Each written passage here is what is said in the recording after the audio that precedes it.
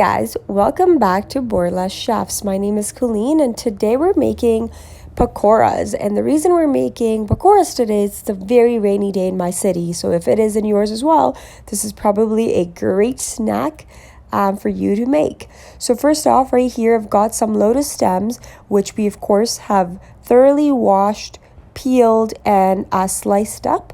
We're going to blanch them first. And the reason for that is because I want to make sure I'm limiting the cooking process in the oil when we fry them. So if I already have them blanched, I know that they're no longer raw per se, right? They're already halfway cooked. And that's going to give me the ability to limit the exposure to oil that I have down the road. Of course, if you guys are going to deep fry them, you probably don't need to do this process. It'll help. So I will not be deep frying them to limit exposure to oil. So that's it. I'm removing them in about 2 to 3 minutes right away, so we're not overcooking them. Where, as we say, a blanching process is supposed to be quick by definition. And we're going to move into the actual coating itself. A lot of fritters, of course, are made in chickpea flour or besan, but I think overall, there's a lot of frying that gets done in creating batters that a lot of people do with all-purpose flour. So we want to make sure we're using, again, high protein, more nutritious type of flour as an ingredient. So here we've got some besan or chickpea flour, and we're going to add some seasoning to this. So first off, we're going to go add some salt. Then we're adding some red chili powder. If you have paprika is great to add as well here. Then we're going to add some coriander powder, and then we're going to add a little bit of carom seeds. You've seen me use a lot of carom seeds in a lot of my cooking, and it's all because it is great for digestion. Super amazing. So anytime you're having some fried food and you feel like it's not going to sit well with your stomach, adding carom seeds is great.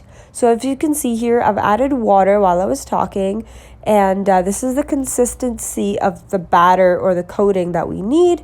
And now we're going to just take our blanched lotus stems and we're going to add them right into this batter for soaking. You want them to be here for at least 15 to 20 minutes, really allowing the lotus stems to soak in that beautiful flavor that we're trying to create.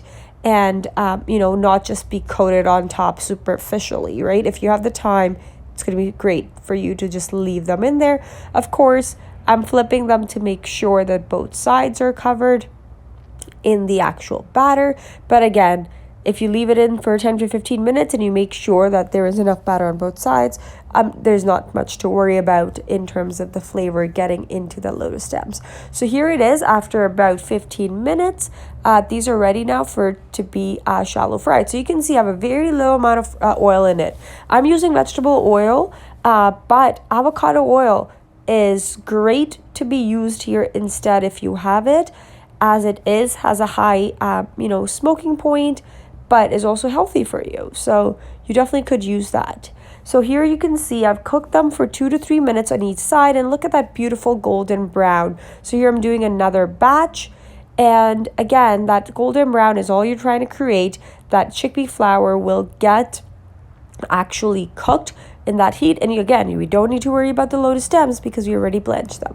So there you have it. There is your beautiful lotus stem pakoras or fritters, whatever you like to call them, and you could serve them with some ketchup if you like, or even green chutney and coriander chutney, which we'll be showing you fairly soon on how to make that. So here you go. Hope you like this recipe. As always, the description below is going to have all the ingredients you need. Thank you, guys.